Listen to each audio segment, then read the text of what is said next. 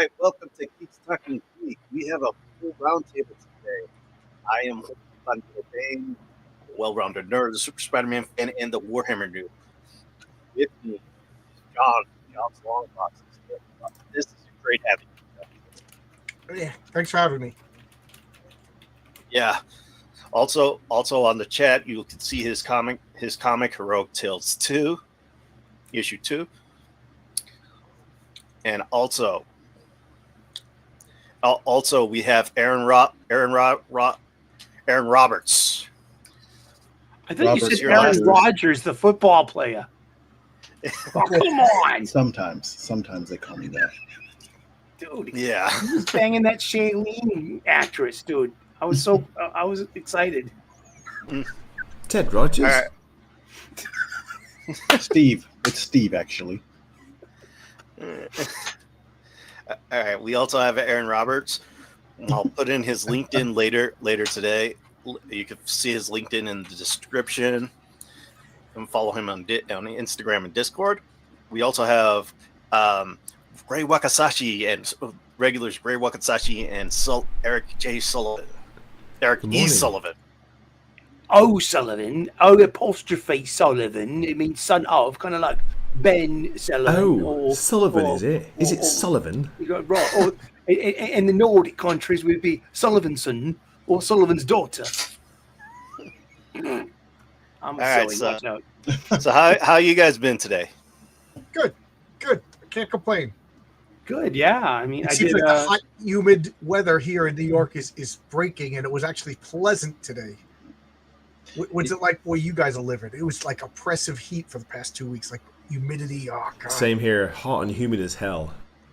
Yeah, it's better, but still nasty.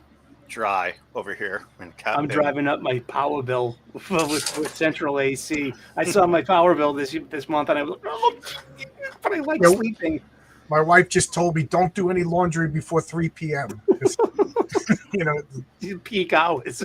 Yeah, it's getting that bad. Yeah. All right. So the first thing we are going to be talking about is Aaron brought this up last time we were on here, and I want to get your guys' opinion. Robert Kirkman is going to be taking over of Walking Dead fame. Is going to be taking over Transformers. Now let me pull up that article from Bleeding Cool.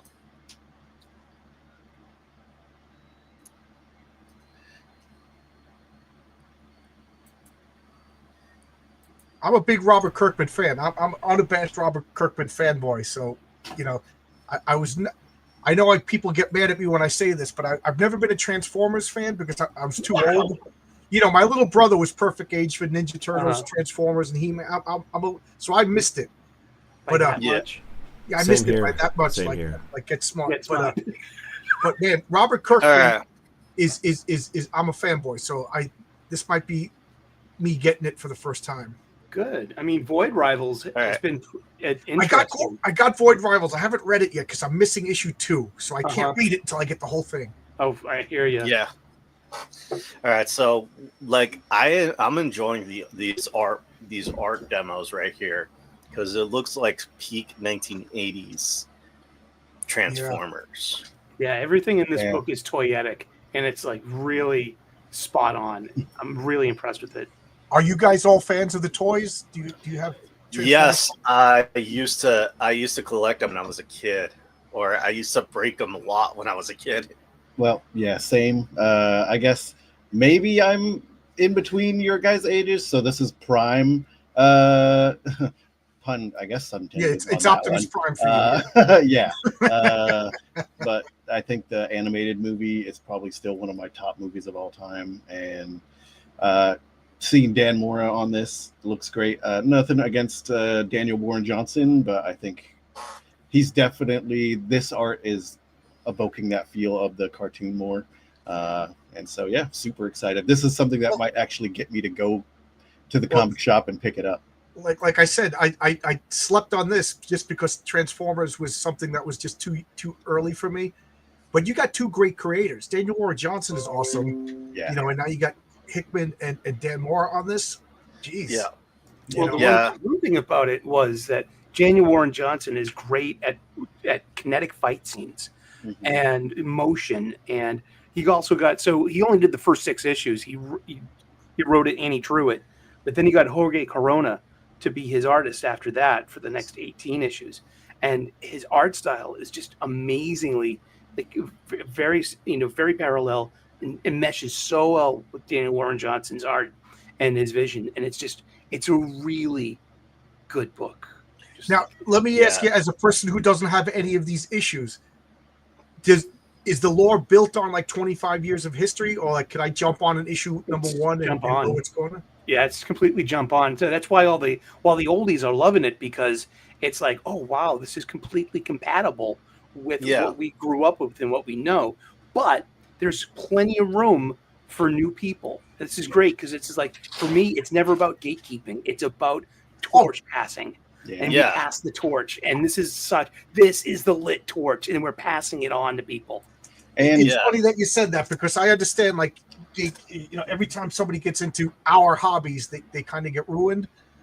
But comic books are dwindling. We need more fans, So, Yeah, and I would say again, for us '80s kids, we are finally getting a real integrated universe with both G.I. Joe and Transformers, and so that's just like making all of the 40-year-old dreams come true, right? And if you were paying attention in the Energon Universe Free Comic Book Day 2025, when Clutch meets Hound, yes, great, love it. He pulls into a certain garage and there's a certain man named Matt Tracker that you might or might not know from Mask. Yeah, Mask. So we're gonna have even more. We're gonna have Mask in the Energon universe too. I know IDW tried to do this about 10, 15 years ago. They had a huge crossover with all the Hasbro properties that they had. Am I right about that? Yeah. You know what I'm talking about? It wasn't as good as it looked. I mean, I did enjoy like ROM and the Micronauts, but like, one of the things that I did not like was, I mean, Matt they're gonna have Matt Tracker on there, but like, if they're trying to get nostalgia, I don't know if they should have done the Rage Swap again. But if this is like I can smell a bigot already. I can smell a bigot from here. Jesus Christ! I mean, it just race swap. What's wrong with diversity? It's just like, but if use that as a tool to call you people out. I know. I also missed you. I was talking before we went live how I was too old and I missed Transformers and He-Man and Teenage Mutant Ninja Turtles. It was like a G.I. Joe, but people pestered me so much. I started reading G.I. Joe. This is issue 2. I got to read this tonight. Yeah. Issue 1 was excellent. So yeah. I got to apologize for 30 years of people. Why are you reading G.I. Joe comics? Because they're good. With Mask, it's not that well known of a property, so I can understand the race swap, the race swap here, because Mask is not as well known as Transformers or G.I. Joe. And when you go to Void Rivals, it's like a new property, but it's mixing with G.I. Joe, Transformers, and even Micronauts. There's some lore of Micronauts in there. I remember that they brought back the Micronauts and they drew it to look like the Marvel comics, the old Michael Golden comics, but then they made Space Glider a woman, which the toy is male. You know what I mean? It's like, so if they're trying to capitalize on the nostalgia for the toys and then making the different than the toys, it's just doomed for failure. Make another new character.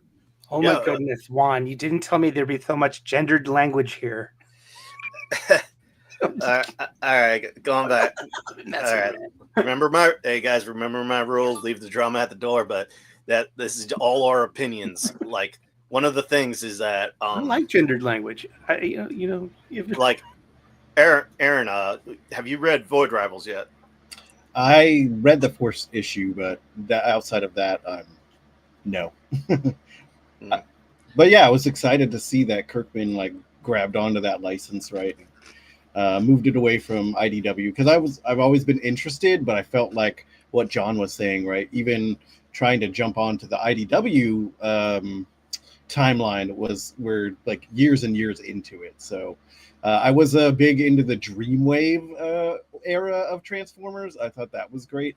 And then, yeah, it kind of fell off when they went to IDW, and tangentially have been interested since Kirkman took it up. But now that he's going to actually be on the book and he's got Dan Mora, I'm just like, yeah, absolutely. I mean, I just look back at everything that Kirkman has done. Walking Dead was excellent. You know, I got Walking Dead from issue 1. I don't. It just caught my eye, and I was just hooked. I really enjoyed it. I got Invincible because I liked Walking Dead. You know, and then from there I got all of his stuff. He had another comic called Wolfman, which was like a werewolf who's pretending to be a superhero, so like monster hunters wouldn't kill him. Mm-hmm. Tech Jacket, and what's another one? The Super Dinosaur or something like that. Yep. Outcast. Outcast was a slow burn. That was like every month I'm like, I'm going to stop this. But there was just every time I got a little tired of it, he would introduce something really interesting in it, and it would keep me going. What was the other one? Thief of Thieves. Like everything is different. And everything is so. The only thing that he wrote that I read that I didn't particularly like was his first comic, Battle Pope. You know, I missed that, so I bought all the back issues on that, and it's just like a first-year college atheist busted on religion. You know what I mean? It's like, oh, okay, yeah. I got a bunch of his Marvel stuff before he decided he wasn't going to do that either. Yeah. Yes, I really liked his. He had a Spider-Man story, and he introduced a character called the Crusader, and the Crusader was a Skrull who had a ring that was fashioned from a fragment of the cosmic cube. So he made himself look like a human. He had a cape and everything like that, and he had the ability to control reality within like 6 inches of his flesh. You know what I mean? And Spider-Man was just like, that's so powerful. Why do you call yourself Crusader? You know, and he goes, why would I let anybody know? What should I call myself? Reality ring guy? And then they know to take my ring. He goes, my name is a deflection. You know, it was pretty clever. And then Invincible, if you remember, he met Spider-Man. Yep. Yeah. Mm-hmm. So was that in the same book? Was that in the team up book? I think that was in because Kirkman was writing the Marvel team up. And I remember that Invincible was making fun of his name. Yeah. And he goes, Spider-Man and you have spider powers? He goes, what's next? Is there a bat guy named Batman? They parried that in the show, right? They parried that, but it wasn't Spider-Man. Who was it? I forget what his not Spider-Man name was, but it was like Arachnid Boy or something. Right. But it was fun. Wakasashi's back. Yeah. Okay, so Gray, what's your take on Kirkman taking over Transformers? It sounds good to me. And is it Dan Mora on art? That sounds awesome. Oh yeah. All wish right. I could like put little emojis on the screen or something. Yeah, it is going to be a great read.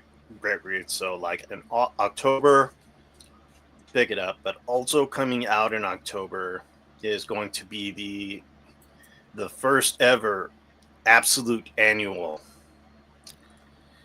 Absolute Evil. Let me pull it up. I have it on. Yeah, I heard Al Ewing's writing this one. Yes, Venom's Al Ewing is going to be writing this one. He's pretty hit or miss. I kind of enjoyed his Immortal Thor book, and I got to admit, all new Venom isn't all that bad.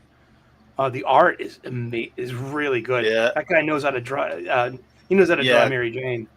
Wow, I like that a lot. Yeah, Carlos Gomez. Of course, Yes. Carlos Gomez knows how to draw Mary Jane. He did it. He did the Amazing Mary Jane. But I gotta give props to Al Ewing for making Paul so goddamn annoying. Yeah, he threw in a bunch of good stuff, like they're having intimacy problems. and plus also the thing is that they keep getting into fights. Dylan sees through his nice guy shit, and it's like It's like, thank you. I am not the one who's crazy. Screw you, Nick Lowe. Paul Dylan is like sucks. Dylan Brock is the voice of the fans in a way, and that's pretty Yeah. fun. Yeah, and Yeah. I just think he's got a heel turn in him. He's gonna become the next Rabin, like because he is Rabin, Paul Rabin. Yeah. But he's totally gonna do it. Yeah. All right. So here we go. Absolute evil. It's going to be like the creation of the Absolute Legion of Doom, one could say. Yeah. Yes. From the Super Friends. Ra's al Ghul, Veronica Cale. So we got Ra's al Ghul, Veronica Cale, Eleanor Thawne, who's Eleanor probably gonna be something to do with the Reverse Flash. Yeah, I was gonna say that's the Reverse Flash's last name. Veronica Cale. Why do I know that name? Was that the Silver Swan from Wonder Woman? I'm not sure. To the Winkies. Yeah, Hector Hammond is the Green Lantern. The big head guy. Yeah. Veronica Cale, is she potentially Cheetah? Oh, Cheetah. Okay. Duh. Yeah. Kristen Wiig. Yeah. I didn't read any of these Absolute comics. I'm an outlier because I want the mainstream books to be good. Right. You know what I mean? Like, how many times are we gonna? Oh, we're gonna make the mainstream books kind of wimpy and crummy, but we'll give you what you want in this side book that really doesn't matter, and it's just gonna get canceled in 4 years anyway. You know what I mean? So, like, just make Superman good. All right. You know? Sorry about that. My computer went on the fritz. Oh my goodness! So Who does that? Everybody's telling me that I'd really like Martian Manhunter, the Absolute Martian Manhunter. That's the most tempting. But if Batman is a poor carny Come on. who uses a battle axe, then that's not Batman. My computer. That's somebody else. I was I had Absolute Superman on my poll list for the first 8 issues, and I just this month took it off my poll. It's Jason Aaron. I'm not too thrilled with the Rafa Sandoval art. It's not fulfilling. It's a lot of wheel spinning, and I don't like the direction of Absolute Lois and Absolute Jimmy, and I like the design of his suit. For something that's lacking red trunks, this one it works because we get the yellow elements onto his cuffs, which are and which come out in the red of his cape because they're like nanite kind of suit powers, Yeah. But I read 8 issues of this, and I cannot describe you what's like the nature of the suit, of his powers. Obviously you stopped for a reason, but for 8 issues, did you enjoy it, or was 8 issues you were hoping it would get better? I was hoping it would get better. I like making a commitment. I make, at least my store. 8 issues is a fair enough assessment. You know what I mean? Yeah, I gave Ultimate X-Men 4 issues. I was really looking forward to that book, and I love Peach Momoko's art. In her writing, not so much. I come to think of it now, but I really wanted to give that a shot. But again, I dropped that off my poll 4 issues in. So sometimes it doesn't take that long. A couple of the Superman issues were pretty good. So and I gave you, you got to stay of execution. I was thinking that back at issue 3 or 4 that I was going to take it off. But does anybody get my point though? It's like a what if? It's like an alternate story. So it's an interesting conceit. This is a universe that's completely made out of Darkseid and Omega Energy in a way. So this is this Batman, this Wonder Woman, all of these characters, their inciting incident was changed just a little bit. So it is like that what if thing. Yet the entire universe itself is already a bad place in a way. It's corrupted by Darkseid. Yeah, it is Darkseid. Yeah. Okay. I didn't know that. I didn't know that. It was this big thing. Darkseid kept leveling up and leveling up to to get more and more power because he's a god, and all of these new gods, the death and rebirth are a big part of their story. So Darkseid knows that once he achieves this god level of power, this new level of power, that once he gets killed by the Spectre, the only thing that could kill him at this point, that he would have a new form of energy of like complete control and complete power. Yeah. And then, so where does this go? And the best place for me, though, it's been unfolding in Joshua Williamson's Superman, which is what you were saying, John. If Superman was good, Superman is good. Main continuity. This is, in my humble opinion. I love the art. Okay. I've been on since issue 1. I've got all the tie-ins, and I love being like wow, I'm a Superman buyer. I've been a Superman buyer for just under 3 years now, and it's because I follow Joshua Williamson there, and he spins a pretty good tale. That's good because Superman's my favorite comic book character. But I like when Superman's an old fogey with old-fashioned good guy mentality and morale. Like Superman is supposed to be the aspirational figure that all the superheroes aspire to be. Whatever they retcon Superman, like I really like that he's the first superhero in reality, but then they retcon him in the DC. But he always ends up at the top of the pyramid as the one that all the other superheroes, looked like. If Superman said to you, Aquaman, "I'm disappointed in you," you would be like, "Oh man," Yeah, like absolutely. like Superman is like, it's a bit too much. Like it's a bit too allegorical on the nose when it. Because it's about class warfare back on Krypton, right? And about a very a caste society of overlords and underlings of serfs. And he did have a farm upbringing on Krypton. Jor-El and Lara were farmers, and they were sentenced to a life with the serfs because they made some kind of mind crime. So it's a bit like really on the nose when it comes to that. So Superman does have some kind of farm life, but to make him truly Superman, he needs to be raised by John and Martha Kent with those Kansas American farm values. That's one of the things I know I'll catch hell, but that's one of my biggest gripes with the Man of Steel movie was, Pa Kent never would have said you shouldn't rescue those kids. You know what I mean? The real Pa Kent who instilled Clark with these morals would have been like, all right, the cat's out of the bag, we'll figure out what to do, but you did the right thing. These kids are now alive, and we'll work it out later. Yeah. And I want to say, on some level, I agree with what you were saying earlier, John.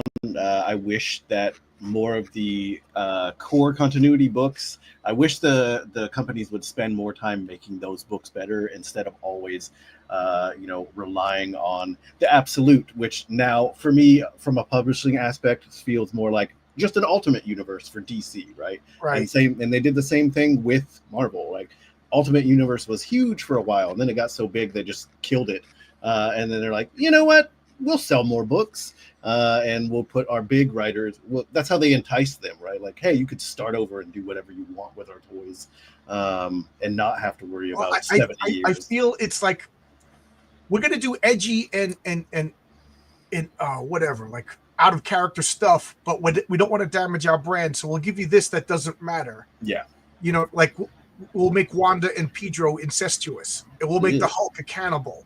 We'll make a that'll happen in the classic. Ultimate. Yeah, those are classic Ultimate things, though. Like Ultimate's version 1. It was a little bit weird for really awesome, Pietro and Scarlet Witch. Yeah, but they always had that kind of subtext to it, and now it got fleshed out, especially with was it Mark Miller who was doing that?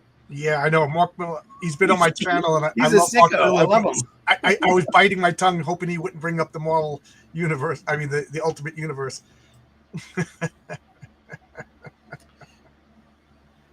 It's because it is kind of disposable too. It's like you're asking us to make this emotional investment, a financial investment. These are $5 each, and they're already going to cancel the Ultimate Universe. It's called Ultimate Endgame. Oh, really? Yeah, and well, the Maker is coming out of the city, and so it's coming down to the big cataclysmic fight against the Maker. But for like if you've been tuned in to Ultimate Spider-Man, I have. It's on my pull list, and it's a really good book to an extent. I get what Hickman's doing here. He's literally doing the Sopranos of superhero comic books, and because he puts a big emphasis on minor characters and backstory, and has very little, like Sopranos had very little killing. You know what I mean? For a gangster show, we have very little Spider-Man in a Spider-Man book, and that's almost a point of ridiculousness. I have a love-hate thing with Hickman. Like I really liked his Fantastic Four run. He took the FF in like an explorer direction, which I really liked. But then he leaves. Like I always found that Hickman, he spends too much time in the middle, and he never puts an ending onto things. Like his X-Men Krakoa, I don't know if he was forced out or if he left or if they told him don't end it because this is generating money, but he never seems to finish. Like he did that the Illuminati for Marvel, and then never finished it. I think he left the Fantastic Four before he fit. You know, I don't know if he just can't tack the ending, or does he fight with the editors and he's like, no, this is what I'm doing. Okay, now let me do it. Which that I could respect actually, but I've been reading his East to West because I was a big fan of his. You could literally remove every other comic and it wouldn't affect the story because so little happens in every issue. It's world building the comic, and I just don't care. I think I got like 26 issues of it, and I'm like, enough is enough. Well, speaking of Hickman, did anyone read Imperial issue number 2 this week? No, one of the things I only pick up are Spawn, Godzilla, and Absolute and Spider-Man. Has Spawn gone up to $3.99 yet? No. No. They're still two. Some of them are still $2.99. Oh wait, yeah, they did start going up to $3.99. Todd's got to break eventually. So it had to happen one day. Yeah, I mean, good on him though for toughing it out this long. Man, that's respect for our budgets, our wallets. Yeah. Occasionally, I'll get my hands on a review copy of the Spawn books, and they are actually really fun. And they're they're good quality as well. Like it was $2.99 before. Really good. And the coloring, wow. I love the concept of Rat City, of the comic book Rat City, because it's kind of like Spider-Man 2099 in a way. Yeah, because it started off okay, but it kind of went off. Because the concept of Spawn, the entire concept of Spawn, started as a computer virus in a prosthetic arm of a military serviceman. Al Simmons' personality started off as a computer virus. So that always got me. Guys, can you believe King Spawn issue 50 comes out in October? It's like, that's pretty good. Like I jumped on board when the kind of Spawn universe relaunch thing with King Spawn and Gunslinger and all that.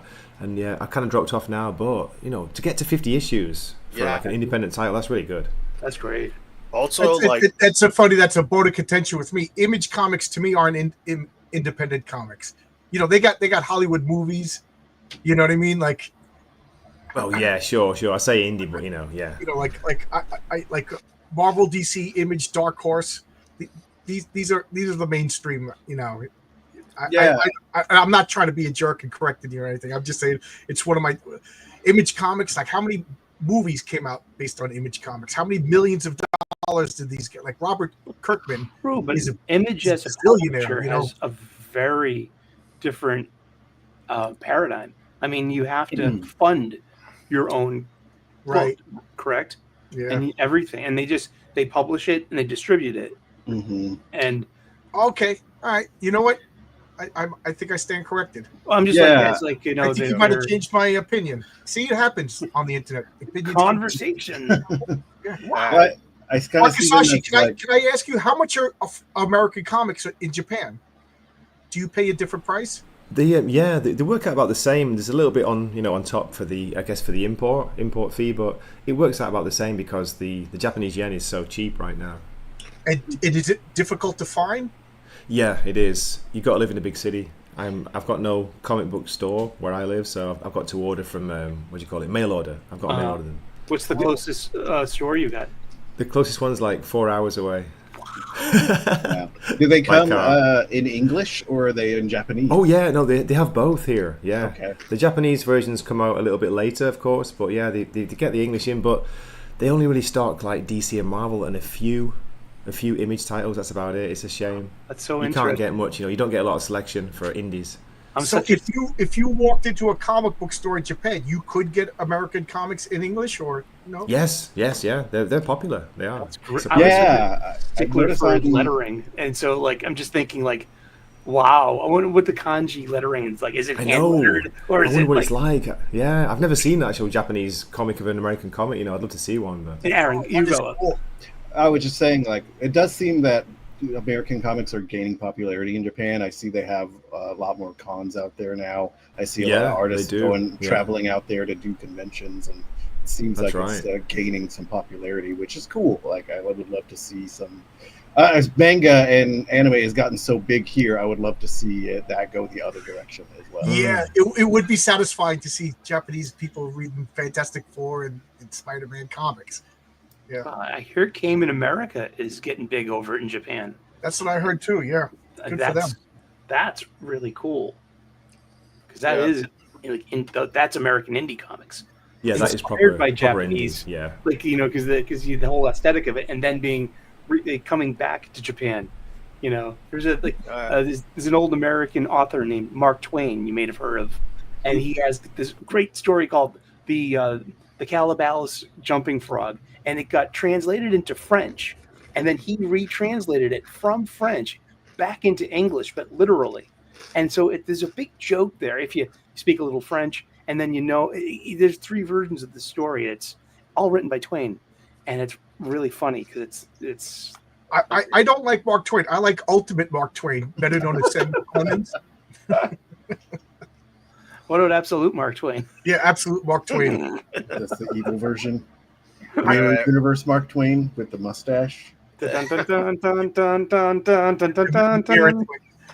My buddy Mike lived in Japan for years. He taught English, as a second language, and I would love. First off, I'd love to go to Japan, but he says that the Japanese are like they're unique in the fact that like they like it when other people copy their culture. Like how like these don't dress up as a mariachi band. It's insulting to the Mexicans. You know what I mean? Like the white liberals get offended on their behalf. He goes, if you go to Japan and you like dress up as a geisha or a samurai and stuff, they're like they love. Is that true? I don't know, Wakasashi. I think so, yeah. And like the Japanese, they've been copying America for years. There's a big thing here, like the kind of bebop scene and the old 50s scene, that kind of thing. They hang out in the parks, like all with the hair done and the leathers on. It's cool. But yeah, they don't care about people I know copying. that there's a growing Japanese scene of American country music. No way, really? Yeah. And I for years I was a fan of a band called Guitar Wolf, which is like a rockabilly Japanese band. Yeah, and Guitar Wolf. Yeah. That are like ridiculous, and then they are just like to quote Spinal Tap, those guys go to 11. They do rockabilly, but like outrageous rockabilly. They're so fun.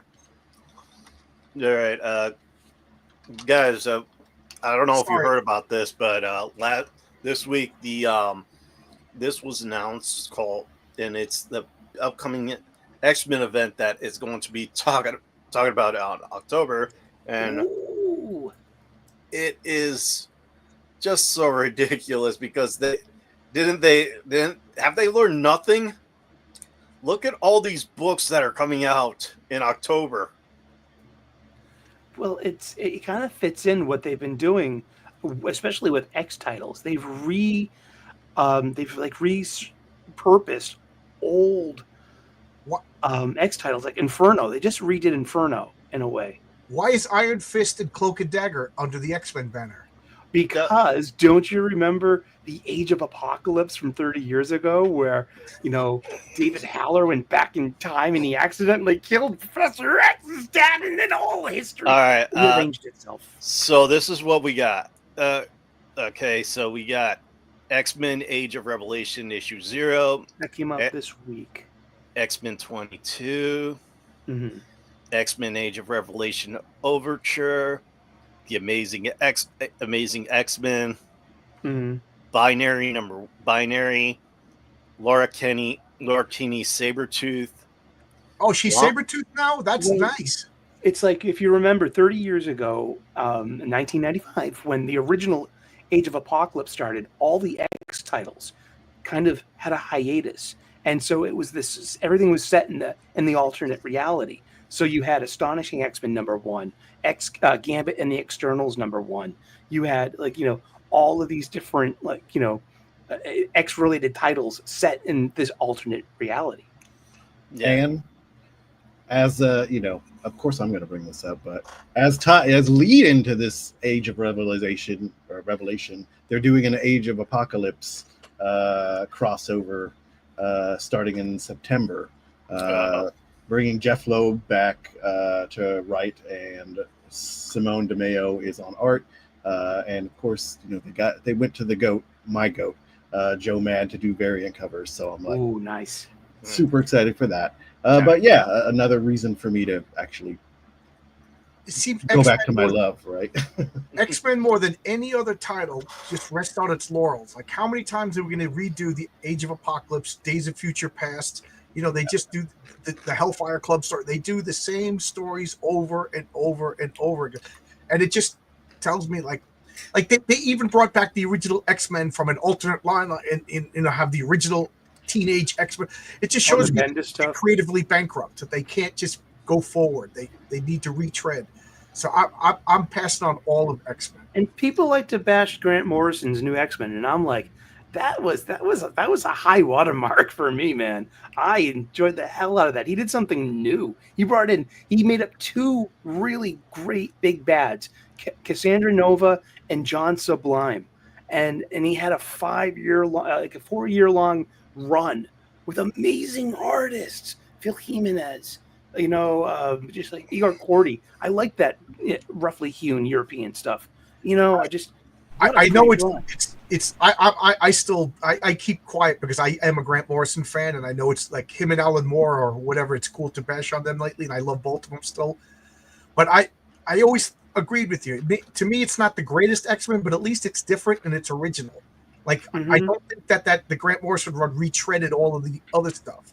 No, and he explicitly says that Magneto is a terrorist asshole, and he said that in his manifesto, and I love that. And that it got immediately retconned because he returned Magneto to being a big bad, and just like that was wow. Eric, why do you think it's still it's so divisive these days? Because people either seem to love it or really hate it. It's weird. Maybe it's because Lansing and Kelly and Jed MacKay are continually cannibalizing it.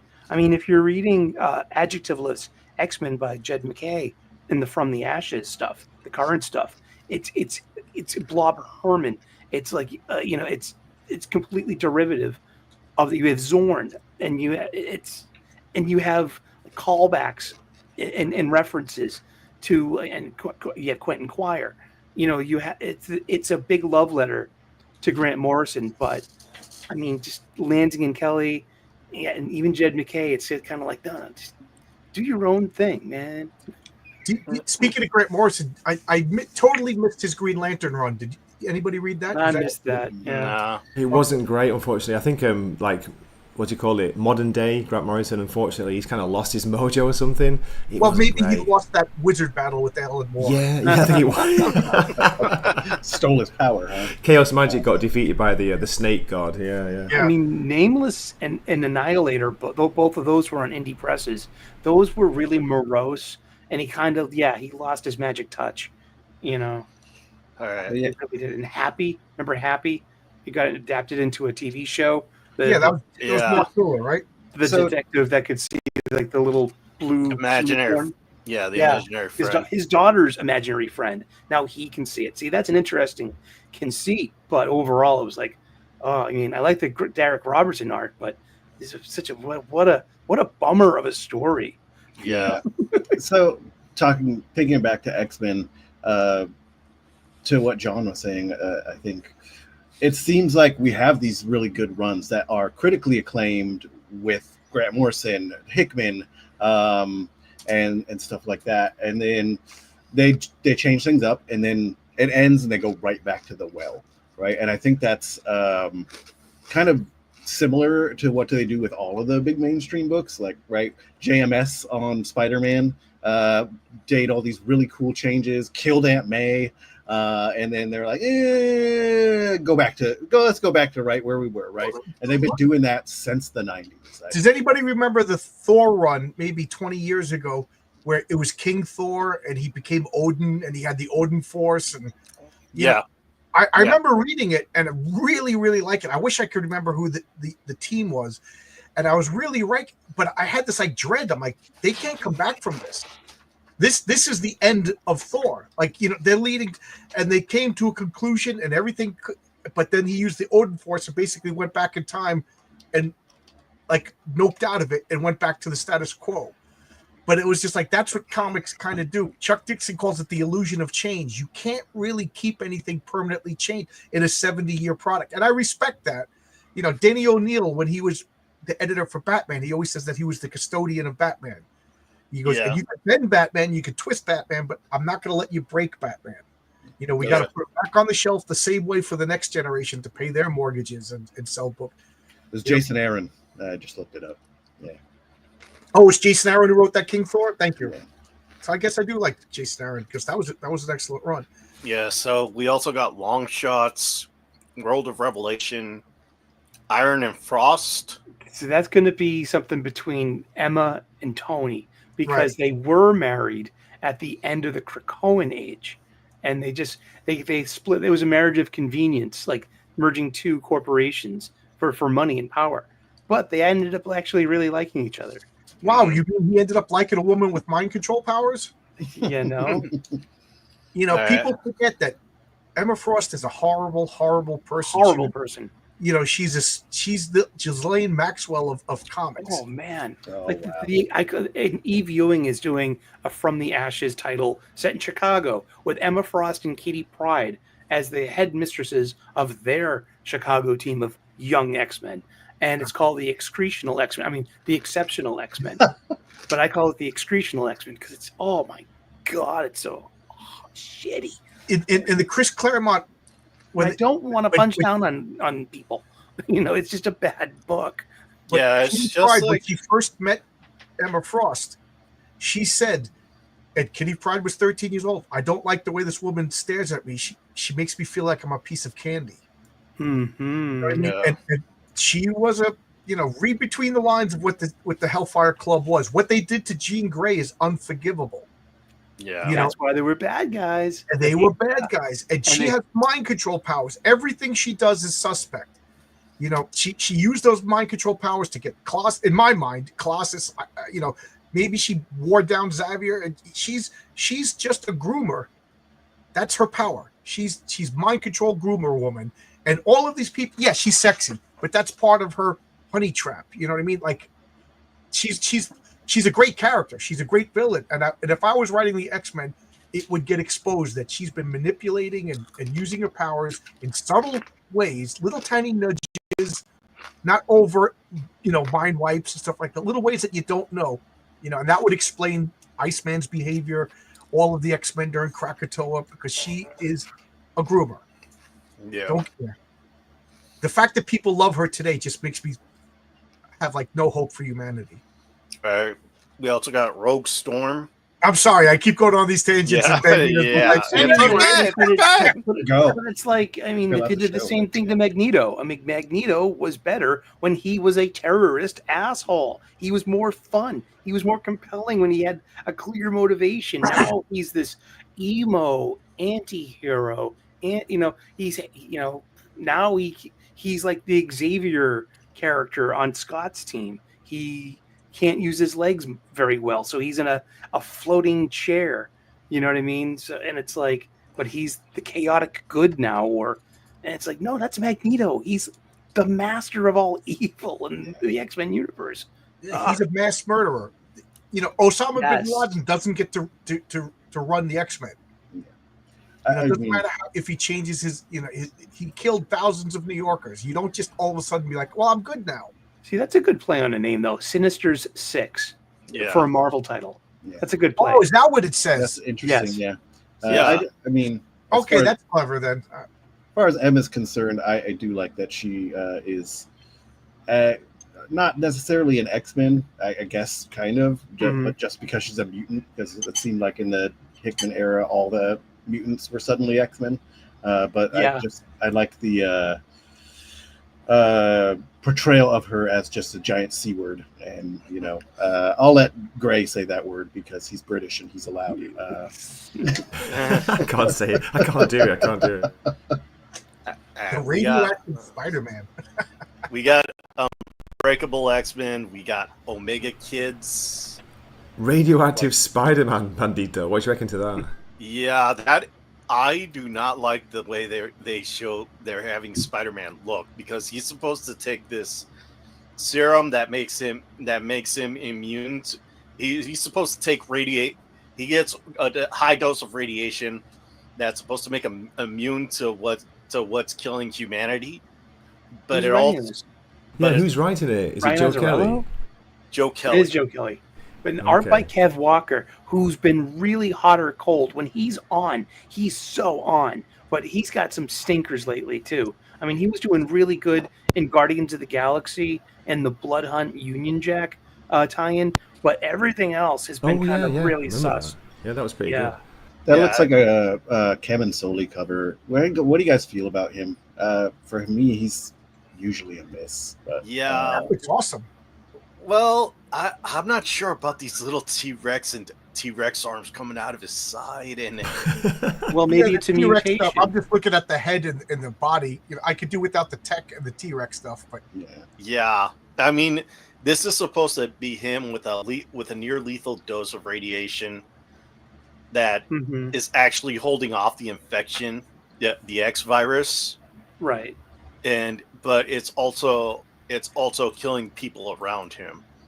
Oh, like in Spider-Man Reign. Yeah, basically. So this is a copy of the Age of Apocalypse. Instead of Apocalypse, now you have Doug Ramsey, aka Cypher of the New Mutants, who has got an upgrade because he was the heir to Apocalypse. He won. He was chosen by Apocalypse and given this immense Apocalypse's power. Yeah, so he's like the new Apocalypse. Now he has a different point of view. He does believe in survival of the fittest, but it's going to be his way. Yeah. And this is his universe. Yeah. We got the last Wolverine that looks like it's just Beast cosplaying as Wolverine. Well, Wolverine's just a name now. Everybody's Wolverine, right? Yeah. Like, that's Marvel. No, it's actually Wendigo. Oh, Wendigo, yeah. Wendigo. Wendy, where'd you go?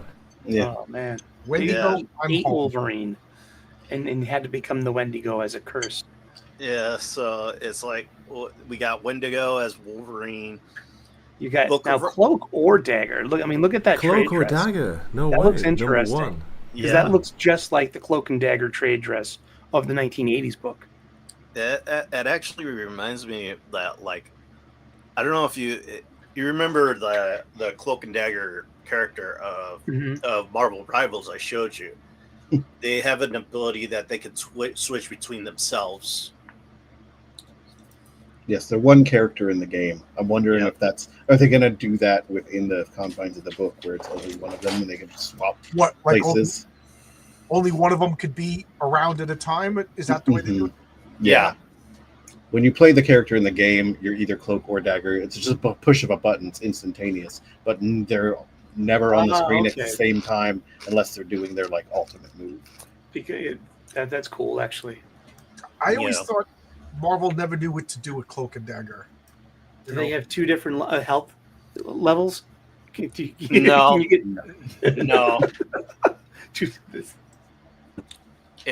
We got the X-Men Book of Revelation, and we got is this a Expatriate or Expatriate X-Men? What the hell is Expatriate that? X-Men? That's going to My be. I God. bet you that's Excalibur.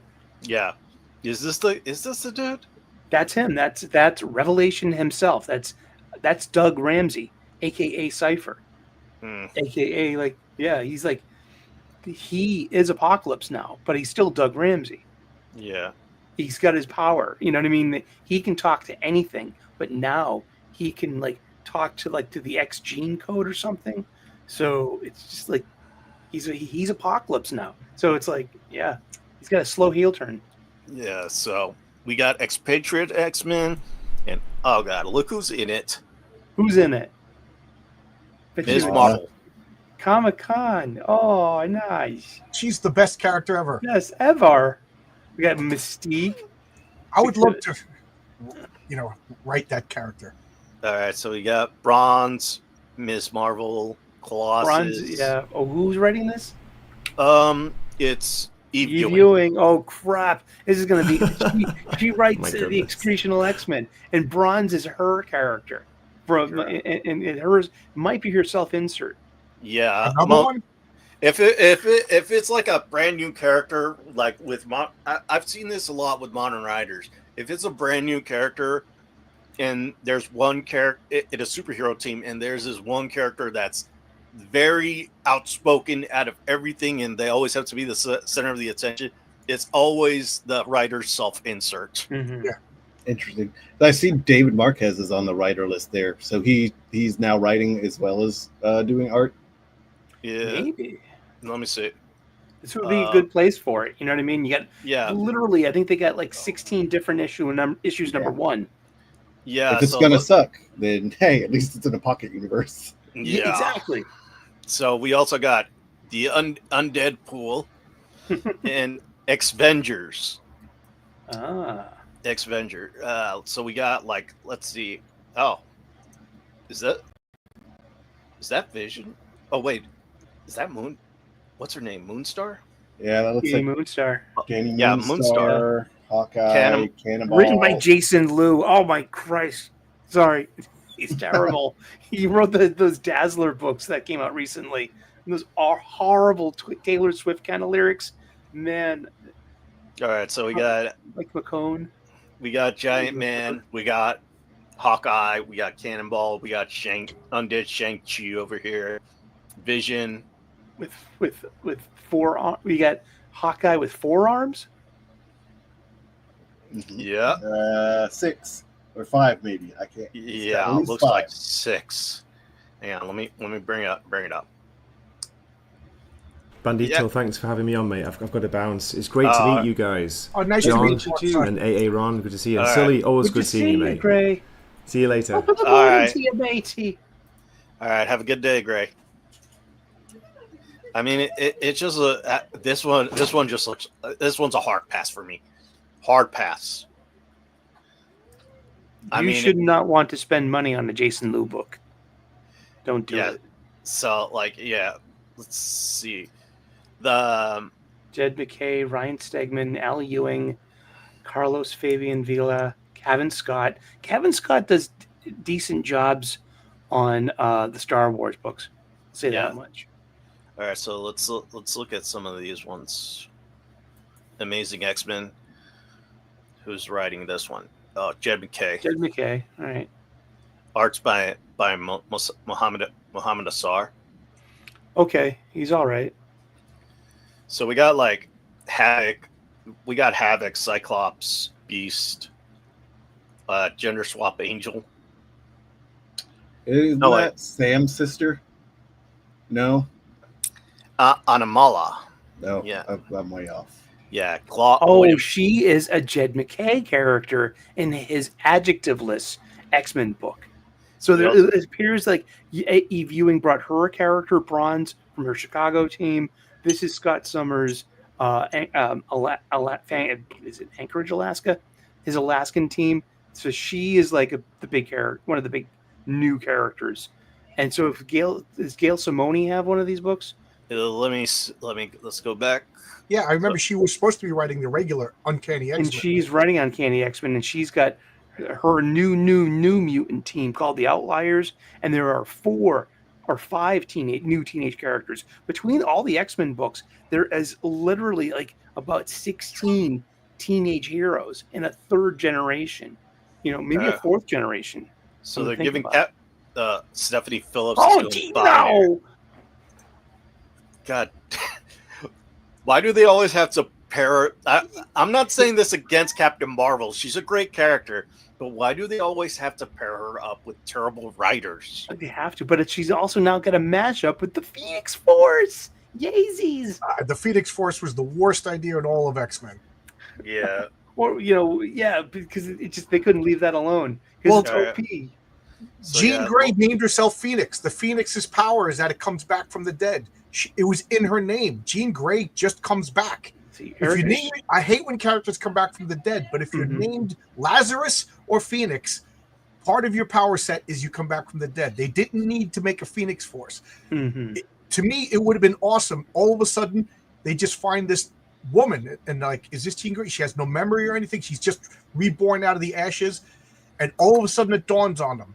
She's gonna power up, and then go Dark Phoenix and explode again, and this, for all eternity. So what they do, you know what I mean? That would have been drama built right in. But now they remove her agency, and now you can be Phoenix Force. You can be like Whoopi Goldberg. Everybody gets to be Phoenix Force, and it removes the specialness of it. Yeah. Erica Schultz, Valentina Patini. And Erica Schultz is writing the current Laura Kinney Wolverine book, which is kind of like it doesn't suck. Sometimes it does. I mean, Erica Schultz did a really good job recently too on a Red Band book called Daredevil Unleash Hell, which is about Elektra, Lady Daredevil, against the new version of Muse, who's another taking the host of a tortured artist, and so it's actually really, really good. Yeah, Muse is actually fighting Eddie Brock right now. He's up against Eddie Brock right now with Carnage. All right, so let's see. The long shots. Ooh, a Mojo book. That could be fun. So it's going to be Wonder Man, Hellcat, Bishop, Rhino, and Kraven. Interesting. And it's going to be Jonathan Hickman. And Jerry Duggan. Yeah. Oh, yeah. I don't like big. I like Jerry Duggan sometimes as a writer, but mostly as a person. He's one of my good friends. I'm here in Boston. One of my good friends. They went to college together. They were college roommates. And so I saw Jerry at a con about 3 years ago, and I was like, "Hey, dude, I'm a friend of TD's. Why don't you give him a call?" And they did, and they hung out like later that night. And he called me. Hey, dude, I got to hang out with Jerry. Thanks for saying something. I hadn't seen him in years. Yeah. So, I always get nervous when somebody says I know them in person, and I'm like, he's a jerk. Please don't. All right. All right. So the world outside your window is gone. X years later, this is like what's going on right now. And Al Ewing, Ryan North, Steve Fox. So this is like an anthology book. It's like the Meatloaf song. 2 out of 3 ain't bad. Yeah. Here's the ultimate. I gotta say this though, the Marvel artwork is getting better. Yeah. Compared to 2017, 18. Yeah. I gotta say, it looks better than it did. All right, so we got Look at Rogan Storm, or let's see who's the creatives on this. Kevin Scott. Okay. Kevin Scott and Rory Coleman. I wonder if Gail Simone's writing the Rogan Storm book.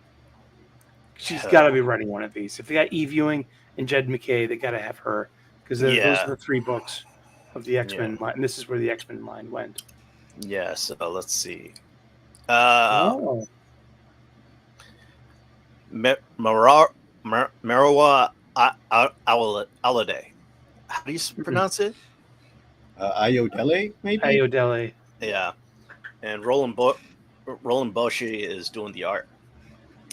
Well, Well, at least So- the women look good.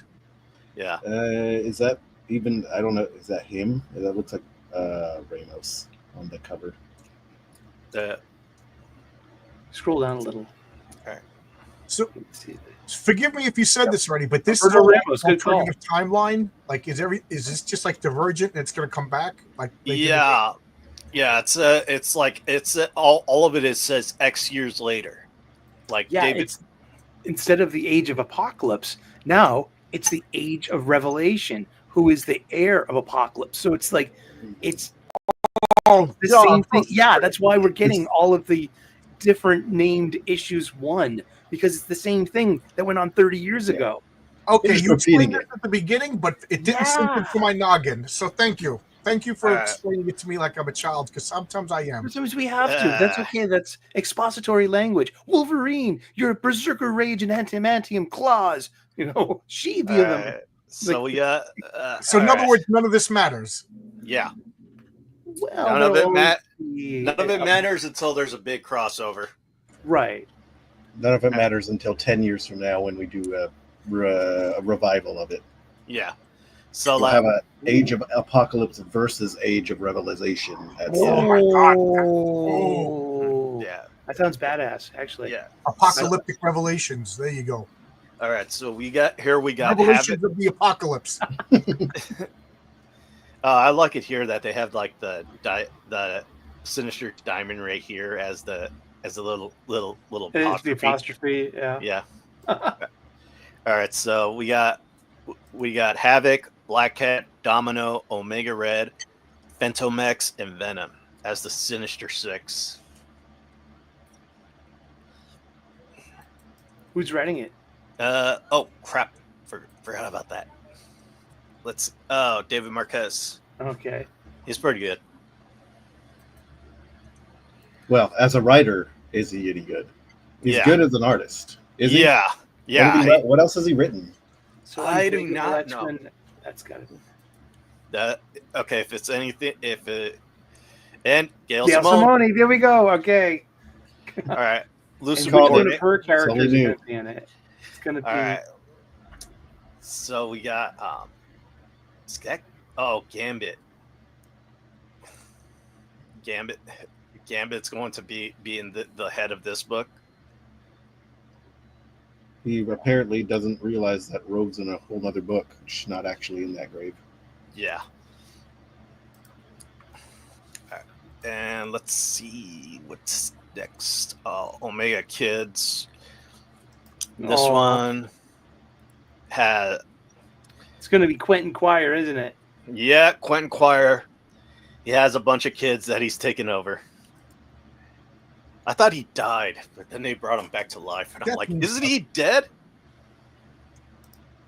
He dies occasionally. They all died, and they've all come back. So even Steve Rogers has died and come back 3 times, I think, in the past 15 years. So Yeah. like Death and Rebirth is so just it is what it is. Huh? Why even bother getting mad at deaths in comic books or revivals Yeah. in comic books anymore? Quentin Quire, I don't know. He's fun. Seems like a fun asshole character to me. Yes. Yeah. He's a little punk rock. He was Grant Anti-authority. Morrison's kind of stand-in. Yeah. And- Anti-authority, everything. Oh, that's right. He was a Grant Morrison character. Okay, yeah. Right, Riot at Xavier's. He's an Omega level telepath, and Cocky. All the stand-in characters are always the super powerful ones, right? yeah. All right, You so remember Pete Wisdom? That was Warren Ellis's stand-in character. yeah, And I just can't thought- believe he thought he could score. I can't believe he thought he was so over with the ladies that he could score with all these chicks. Okay, I mean Shadowcat, Dazzler. Yeah. Well, Well, that so was far to me there was are the only peak, 20 was that books. Pete Wisdom was obviously like 30 years old, and Kitty Pryde to me is still a teenager. All right, so No, she's it's a sliding timeline. It's been 10 years. She's about 23, 24 years old now. Okay. And All right, so- I'm pretty sure that Ilyana Rasputin celebrated her 25th birthday in the opening of her current. Yeah, well, she lived in limbo for like 10 years or so. True, but it's been Yeah. 15. It's been 10 years since she came back as a 15-year-old. Okay. Yeah, so, In the sliding timeline. so we got Radioactive Spider-Man, which is Joe Kelly. The last Wolverine we haven't seen. I don't know who's writing this one. Oh, is that replacing Amazing Spider-Man for the month? Oh, Solomon Hadid. Oh, Salman Ahmed. He's completely destroying the Daredevil book. His past 3 issues were pretty good. The one with the fungi people and Yeah. the black armor, the early '90s black armor. I love that. Yeah, all right. The so fight let's scenes see. in that in the art are pretty good. I mean, the past 3 issues of Daredevil, totally worth it. Yeah. All right, so let's see. Jed McKay's doing Age of Revelations.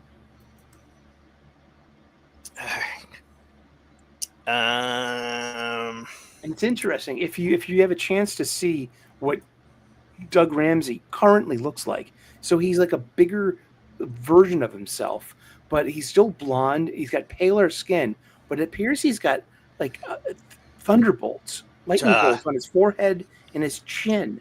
But Molecule Man has that. Sully. So- Sully. Justina Ireland. Oh, great. Well, there goes my hope in that.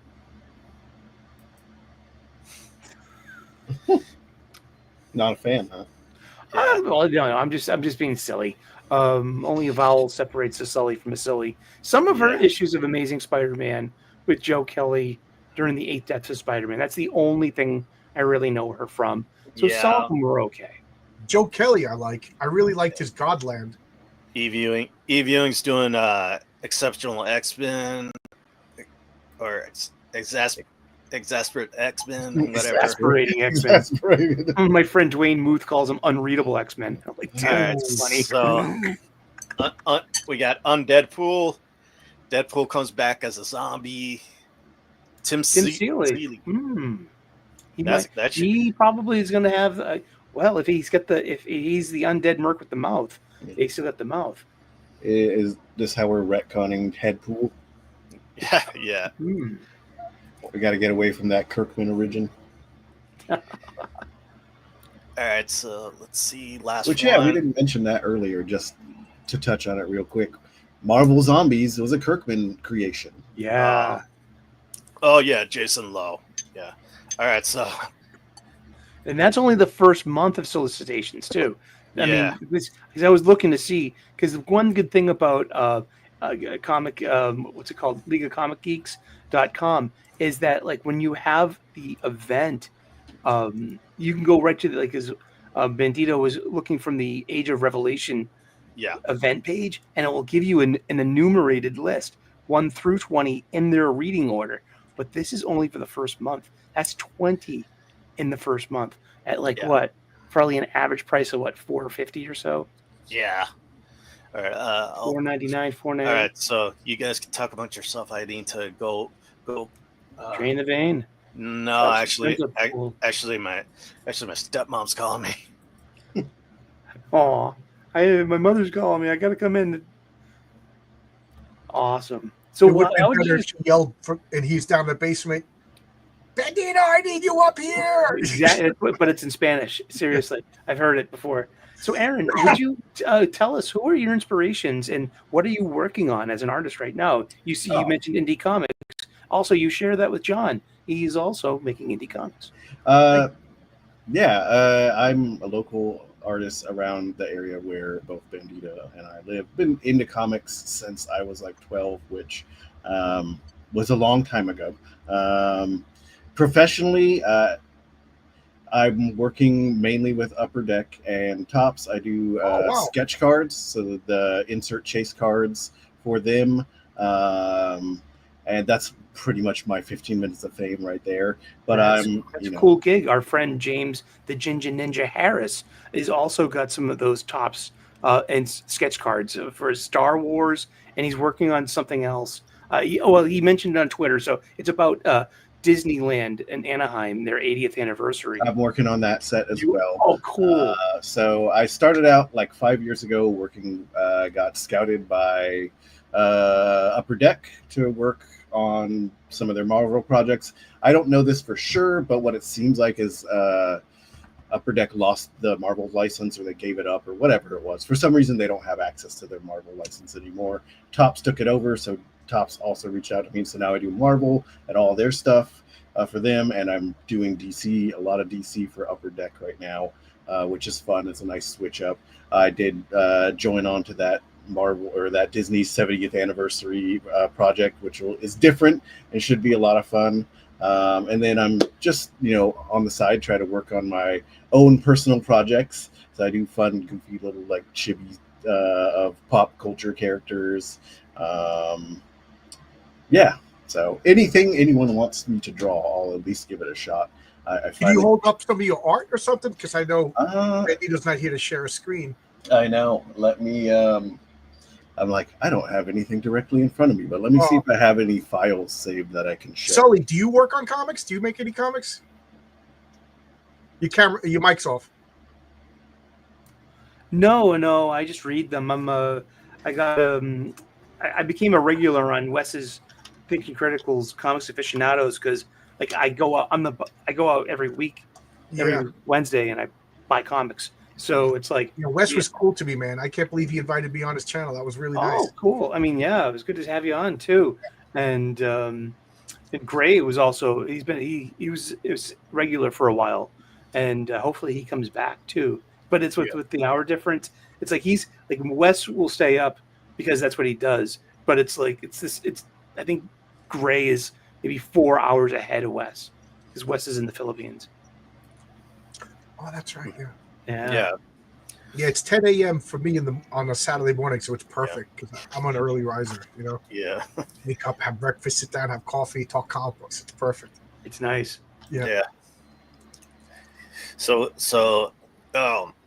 you're John. You're currently having a Fun My Comics right now. Yeah, I have a Heroic Tales 2 on Fun My Comic. Do you want to share my screen if I bring it up?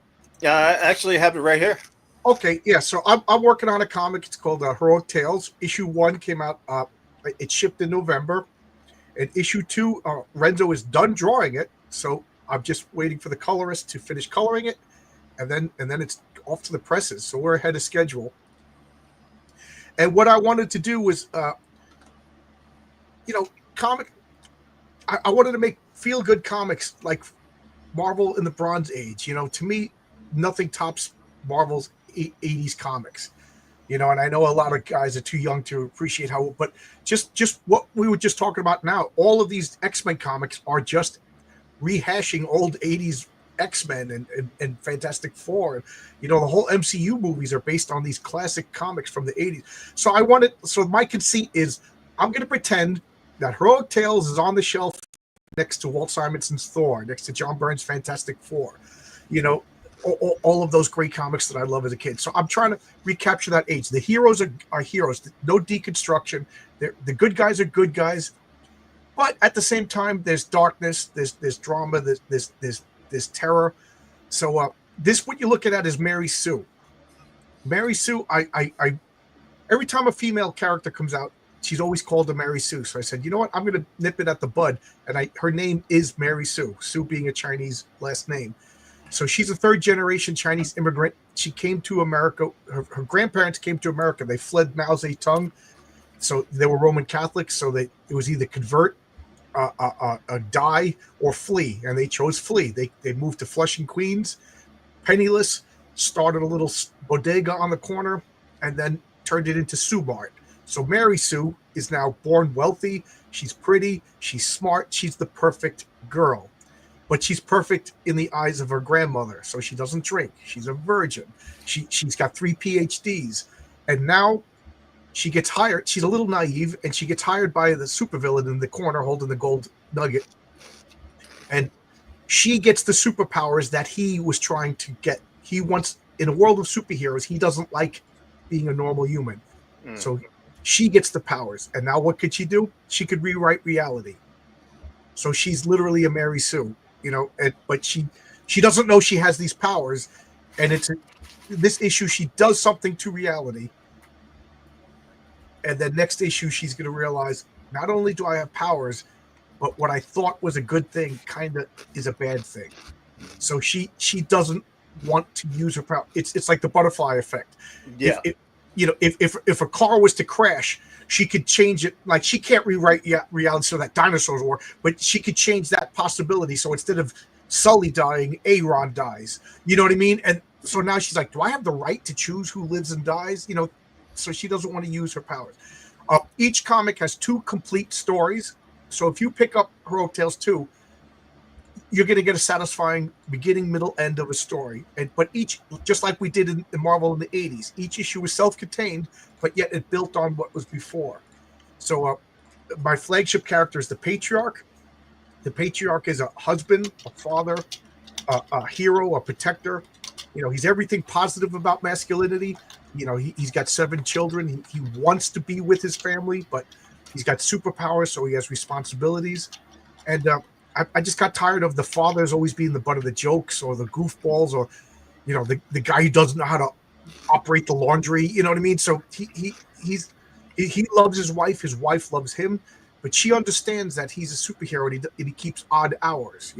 So I really like this character. People like the Patriarch so much that my next campaign is going to be Patriarch number 1, and I'm going to explain his origin. So far, he's just a hero in progress. I hinted about his past, but I didn't give any clue. I gave clues about his past, but I didn't say it yet. I didn't know if people would, because it's a long, convoluted origin story, and I didn't know if people would buy that for the first appearance. So every issue is going to have 2 complete stories, and I think I'm going to do 2 appearances of each character, and then go to another character. So, is it a flip book? It's a flip book. Yes, if you cool. scroll down a little bit, you can see. Sorry. Yeah, if you scroll down a little bit, you can see how it works. Now, flip books are great. I mean, Tim Saley and Tony Fleeks did that recently on Image in a book called Local Man. That was the inspiration for really? Yeah, so I like Local Man. I was like, do I really want? Because I felt like each cover, because I wanted each character to have a cover because I like them both. Mm-hmm. And then I said, it's kind of cheesy. What am I going to? I'm going to sell this comic for $10. So only $10 for a 40-page comic book, best deal in crowdfunding.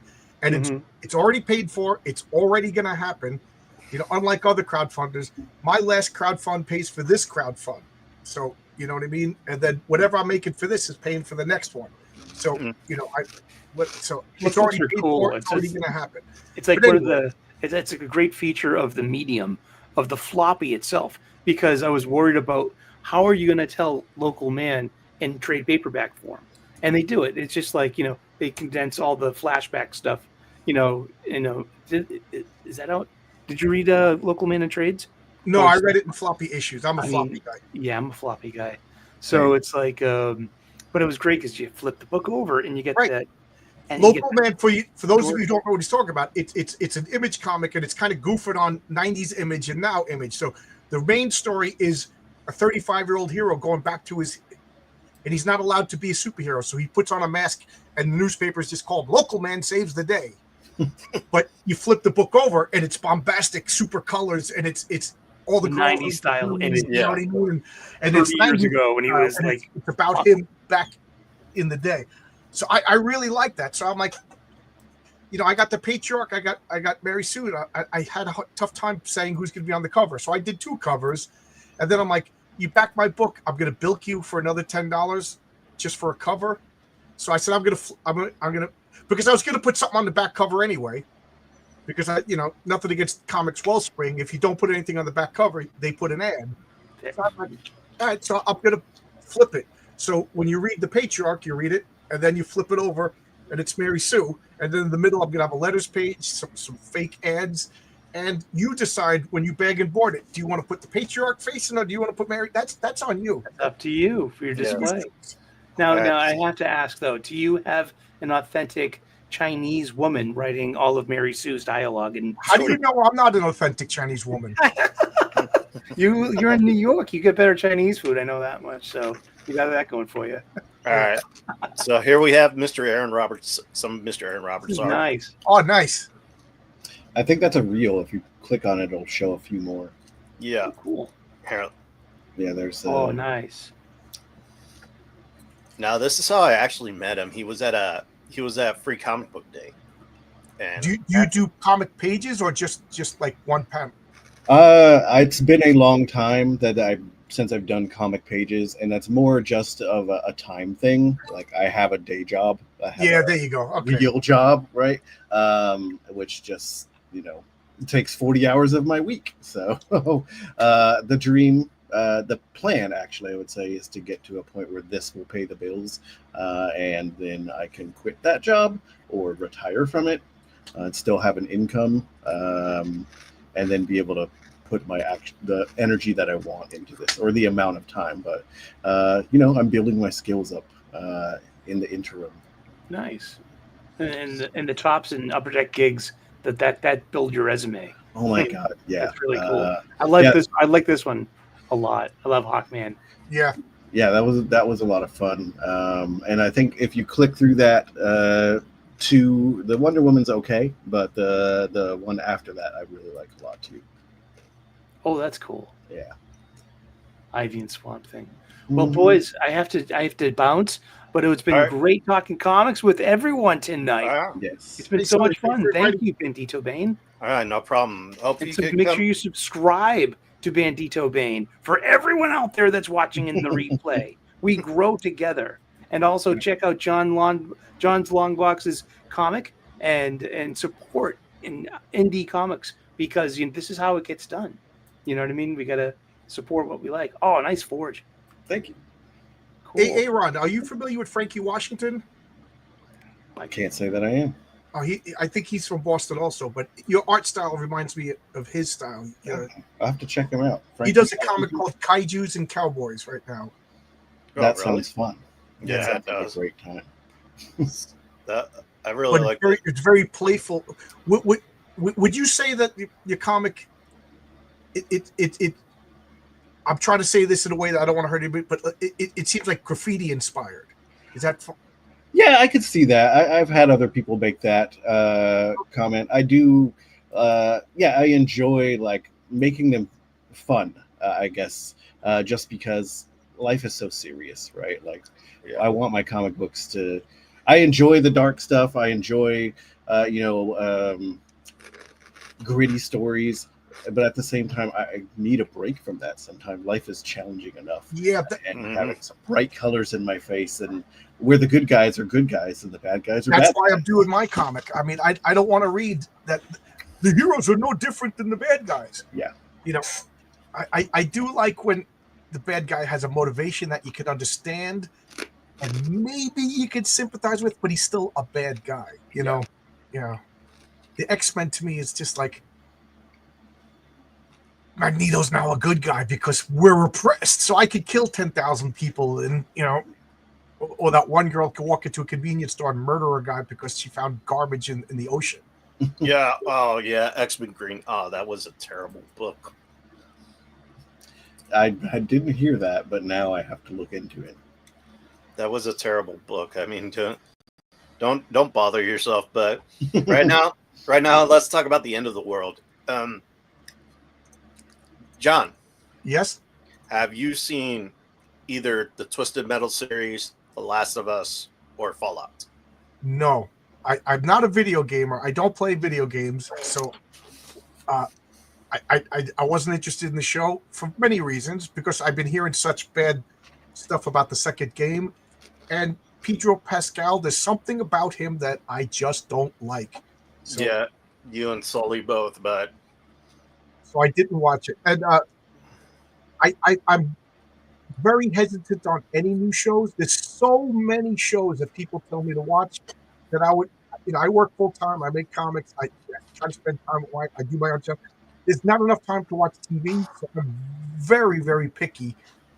And I just, as a policy, I kind of wait like a season, because there's nothing that I hate more than watching 6 episodes and now I'm getting preached to in the 7th episode about nonsense, and then I'm like, I can't continue watching this. All right, so let's skip the end of the world for another day, because like I enjoyed the Fallout series. I enjoyed it because it had a lot of Easter eggs. The characters were well written because the when you first see the main one of the main characters, Lucy, it plays out like she's going to be a Mary Sue, but as soon as she leaves the vault, it just all her like charisma and everything means jack shit out in the wasteland.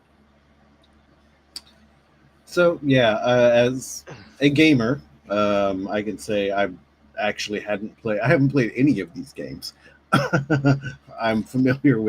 I'm aware of them all. I did watch Fallout, which I thought was great. Walter Goggins, I always get his last name wrong. Yeah, he's a good actor. Good. He kills it in this show. So John, I would hey, I know you wait a season. Of all these 3 shows, I would put it on that if you were going to watch any one of them. Fallout? Okay. Yeah. It's a lot of fun, and it has some heart. Season 1 of Last of Us is all right. It's, from my understanding, having not played the game. Actually, I just watched my daughter play through the whole game, or my son actually play through the whole thing. It's good, but it's what you expect. It's almost a 1-to-1 copy of that game. And then Twisted Metal, it seems like Anthony Mackie's gaining some star power, and so it feels like that's why that's taking off more than like people care about Twisted Metal. They just want to see more Anthony Mackie now that he is firmly taken the mantle of Captain America. Mm-hmm. Also with Twisted Metal, they have done a lot of when I was watching the first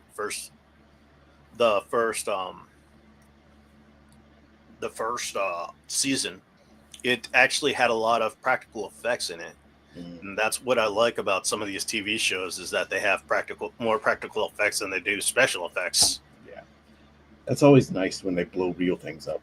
Yeah, but like, I was not surprised when I saw the entire viewer rate drop after the day Pedro Pascal's character was killed. Oh yeah. I was not surprised. I was like, yeah, you guys wanted to do the same thing in the video game, but did you really think that like Bella Ramsey was going to carry the show after that?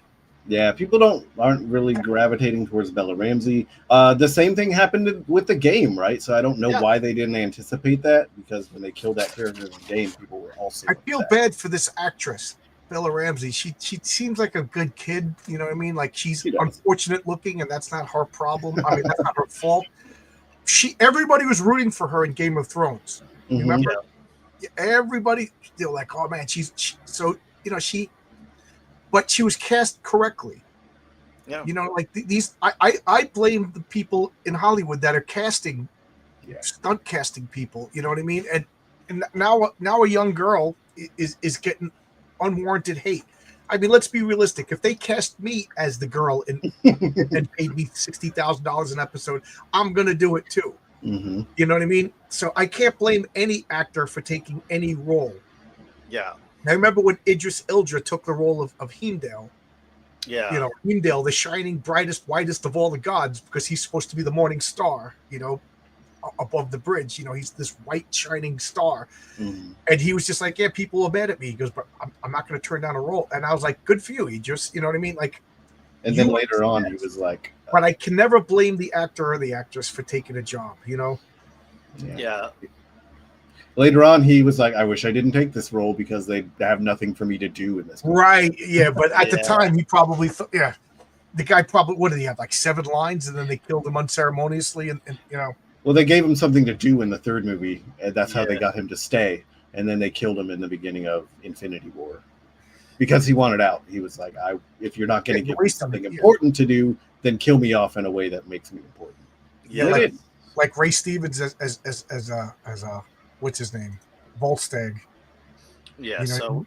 Oh, yeah. Yeah, rest in peace.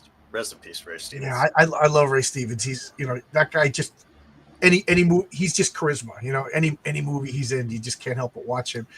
And they wasted an actor like that. Like, how much did they pay him for such a small role? It's just like a waste. You know, get an unknown. If you're gonna get Ray Stevens, give him something to do. Ray Stevens is the guy who sings those songs, and they call it the street. But Ray Stevenson, you're gonna hire that guy, get your money's out of him. He's I'm really curious how they're gonna handle that character that he played in Ahsoka.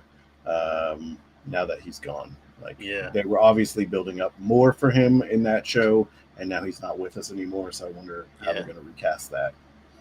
Yeah, I wouldn't. Speaking about Disney Plus, they canceled Ironheart, and I'm not surprised. Oh, really? It's officially canceled? No season 2. I'm not surprised at all. I also forgot Ray Stevenson was. Did they say it's canceled, or do they just, as of right now, just not renew it? Because they decided not to renew it for a second season. Like the same thing with the Acolyte or She-Hulk. I was going to say, She-Hulk, they just didn't renew. But did they make a statement that they're not doing it? They're not. Yeah, they made a statement. They're not going to renew it. They're not going to renew it for season 2. Because if you told the 12-year-old John's Longbox that there was going to be Marvel movies and TV shows about Ant-Man, She-Hulk, Hawkeye, and I would not watch them, 12-year-old me would have been like, "You're crazy! Of course I'm going to watch them." Yeah. I haven't watched the Marvel TV show since I watched Loki season 1. The Loki show with guest starring Loki. Yeah. The Loki show starring, who's that guy? Mobius, not Morbius. That's a whole different guy. The season 1 was the blonde girl. Why can't I think of it? Sylvia. Sylvie. She's like a alternate version of Loki. And then they got this great actor, this great Oscar award-winning actor to play Golden Age Loki. Yeah, he was great. Mm-hmm. That was the high point of the season when he came out in that costume. I was like, "Oh my god, this is awesome!" Well, that and Alligator Loki. Yeah, and let's see. But what I wanted to say about the Disney Plus thing is, it does sound like they are. I'm especially not surprised they canceled Ironheart, because they have basically said we're trying to make less TV shows. Right? Good. We've oversaturated the market.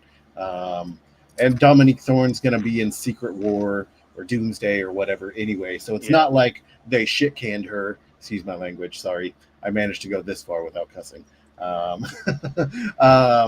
yeah, they it's not like she got canceled, right? It's not like this character's never going to appear again. It's just she's going to have her story continued in the movies. Yeah. Plus they're like, one of the things is that they're going to have Young Avengers, which I do not look forward to, because it's going to be like, no offense to the actress who plays who plays Kamala Khan, because she's a sweetheart.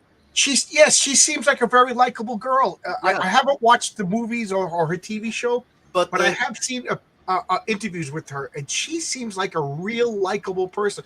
And she's the reason why I changed my stances. I can't hate the actors, except Pedro Pascal, for taking roles.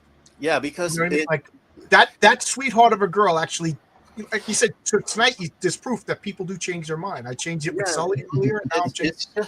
It's just that it's how unfortunate that she's written, how she's directed. Right. I mean, the Marvels, it was terrible. Oh God, I'm curious to see it. I got to ask why. I don't even know what channels we have anymore. I think enough time has gone by that I could watch the Marvel. And I don't believe in hate watching. You know what I mean? Like if you go see Superman because you hate it, that money is still counted. You know what I mean? So don't hate watch. Don't with your dollars. Yeah. I will say I did go into the Marvels wanting to like it. I had heard everything, all the negative press, and I'm like, it can't be that bad, right? But it is. It actually is that bad. I'm with you. I like people, because everybody knows the Fantastic Four is my favorite comic book. If you watch my channel for more than a week, you'll know that. So I want the Fantastic Four movie to be good, but my spidey sense is telling me it's going to be bad. But why? Like some channels, they root for it to be bad because they know they can farm. But I want it to be good. I'm rooting. Yeah. I'm going to see Superman tomorrow. I want to see a good movie. Why would I spend my wife and I? We're going to get popcorn. We're going to get tickets. You know what I mean? Why do I want to do all that for a bad movie? So, Aaron, what was your take on Superman? Without going into too much spoilers, I liked it. I really did. I feel like this is probably the most comics accurate portrayal of Superman that I've seen on screen.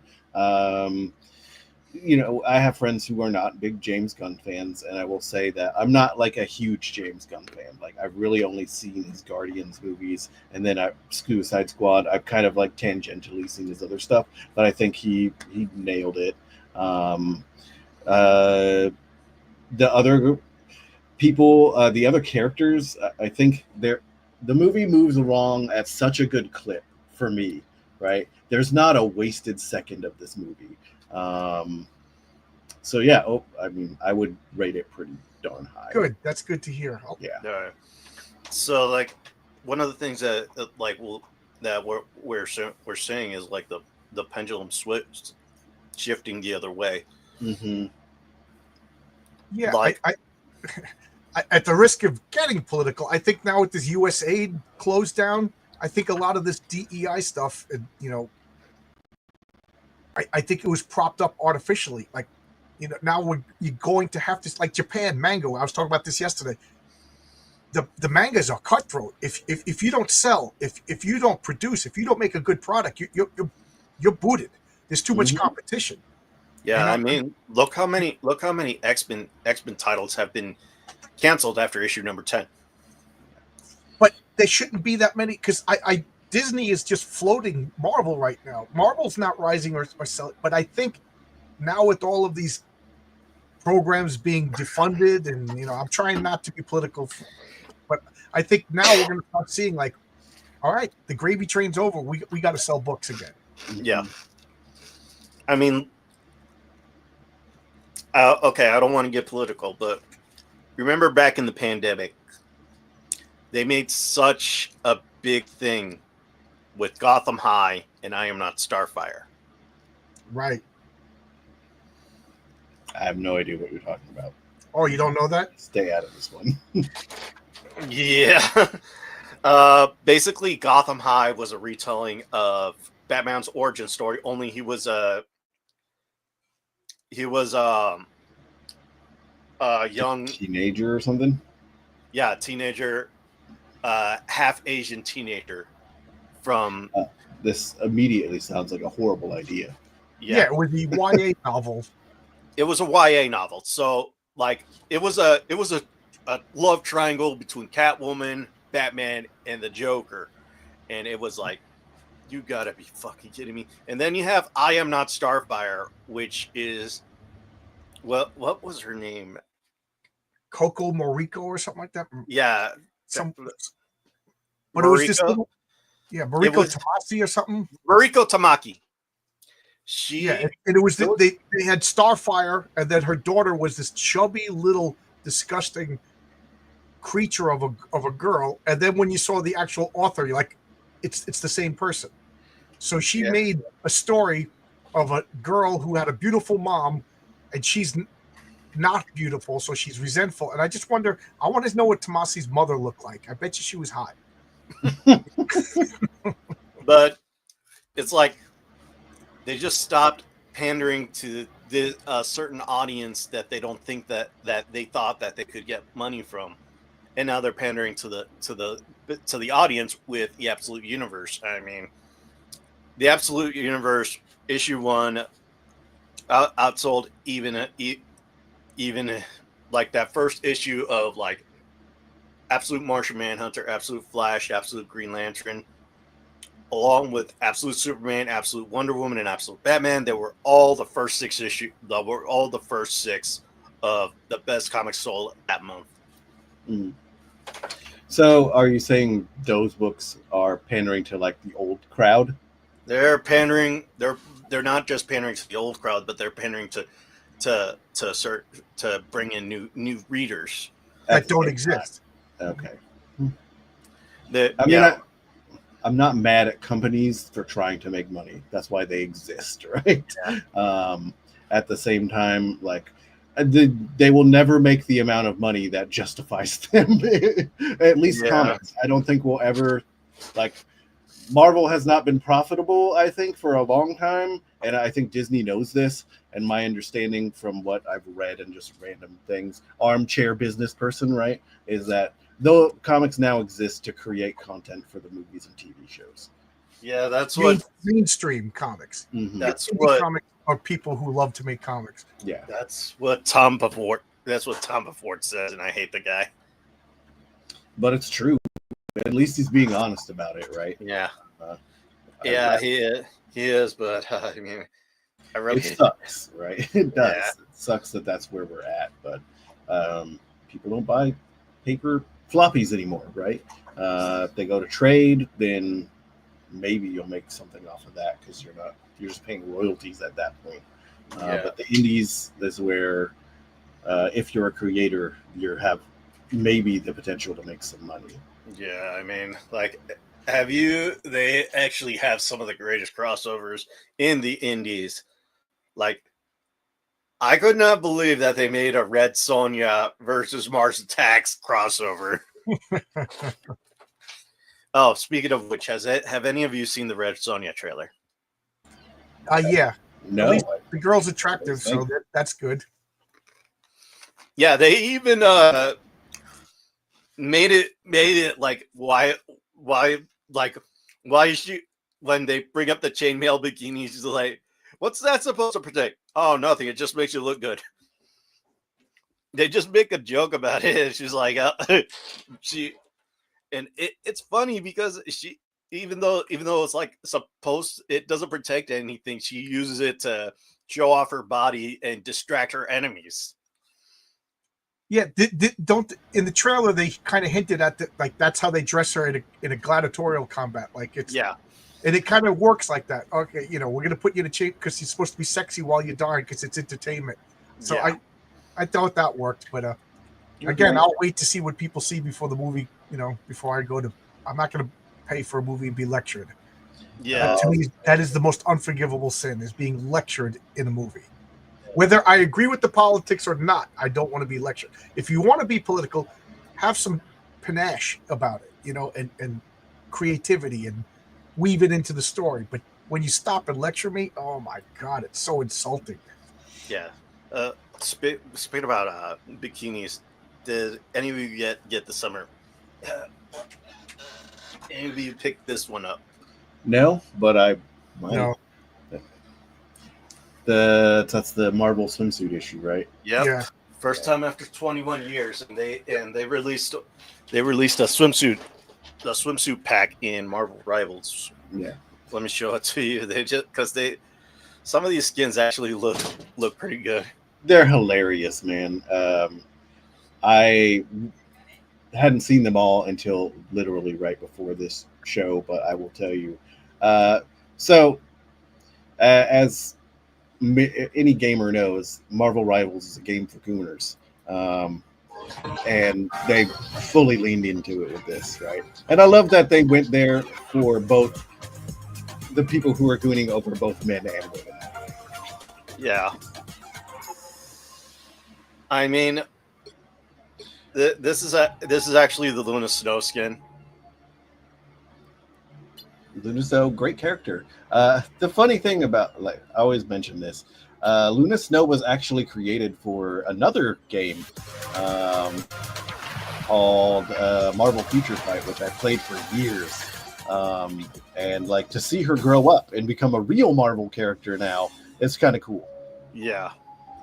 We can't see whatever you're showing. Oh, damn it. Sorry. Yeah.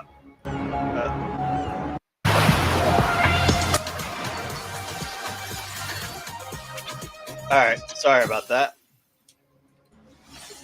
So this is her Making a nice guess. yeah, this is like her battles. Then we got Psylocke doing the whole streamer thing.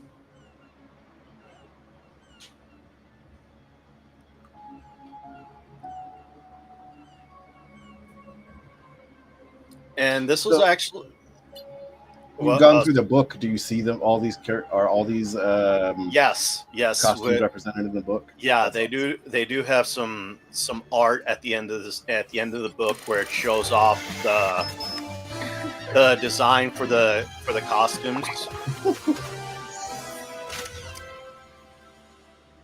And And so much for vacation. And we got here's her emote, and then we have Thor and Loki coming right up. And think that that's my second favorite character. John, Yep. you said you're a big Fantastic Four fan. Which Yeah. one of the four is your favorite? The Thing. Superman is my favorite superhero, and then Ben Grimm, The Thing, is my second favorite. I love the fact that, you know, it's funny because, like, you know, my representation, I identify as The Thing. You know, he's just a guy that was given a bad-handed card, you know, and he became like a sweetheart over it. You know, I just really like The Thing. yeah. He's the heart and soul of the Fantastic Four. Like, outwardly, he's crusty and everything like that, but he's a Twinkie. He's all soft and gooey inside. Yeah, Yeah. he's always been one of my favorites as well. Yeah, I love Ben Grimm. So we got Loki with this whole open robe thing. And we got Alligator Loki too.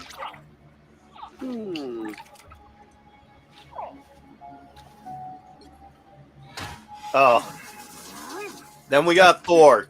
Look at his hammer. Look at the hammer. It's a frog.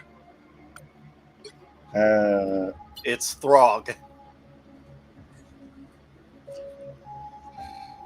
Have you seen the Punisher costume yet? Yeah, I have. But Oh my God. It's not coming out until after a few weeks. The Punisher costume is so great. You've seen the old art that they used for that? Yes, I've seen it. That is a great thing, though. Yes, here it is just hilarious how they mainly do bring it up. Like he's having, like in the story, he's like, I thought I never have to use this again. When he brings out the Speedo and he starts having flashbacks wearing it.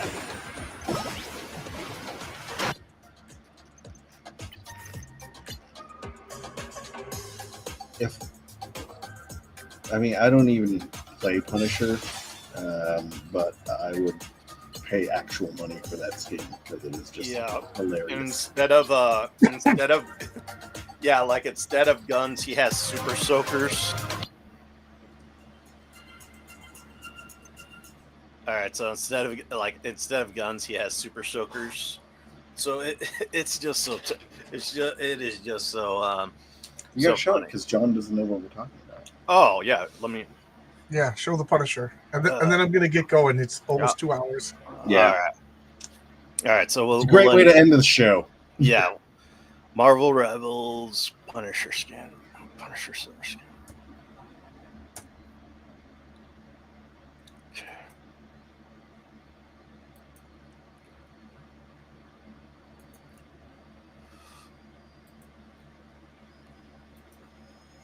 Okay, so this is going. When I first saw this, I thought it was just hilarious. Okay. And there we go. I think it's based on the original artist was like Derek Robertson, maybe? Yeah. I'm not sure. Yeah, the original art was from the original early 90s Punisher, the early 90s Punisher Swimsuit Special from the original Marvel Swimsuit Special. So here you got his torrent, you got his gun. They're all super soakers. And it's soda grenade, Yeah. margaritas. This is just so funny. It cracks me up. You got them all scarred up, Band-Aid over here. Like from his ultimate, it's still super soakers. Yeah. It is just so ridiculous how we're going. All right, but anyways, thanks for coming on, guys. No problem. Yeah. Yes. So join us next week. Next time. It's going to be August 2nd.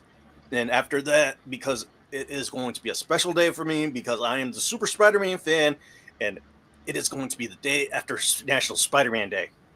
So Mm. we're going to be talking about throughout that day. We're mostly going to be talking about Spider-Man. Oh, Sounds cool. good. All right. So thank you, John. Thank you, Aaron. For having me. Thank you, Sully. Thank you, Gray. I have been Bandito Bane, the well-rounded nerd, the Super Spider-Man fan, and the Warhammer noob, saying keep playing and God bless. Nice to meet you, John. Nice to meet you, Aaron. I liked your art. It was really cool. Thank you. All right. Thanks a lot, guys. Yeah, can't wait to check out your book. Thank you. Thank you. Yeah. Bye.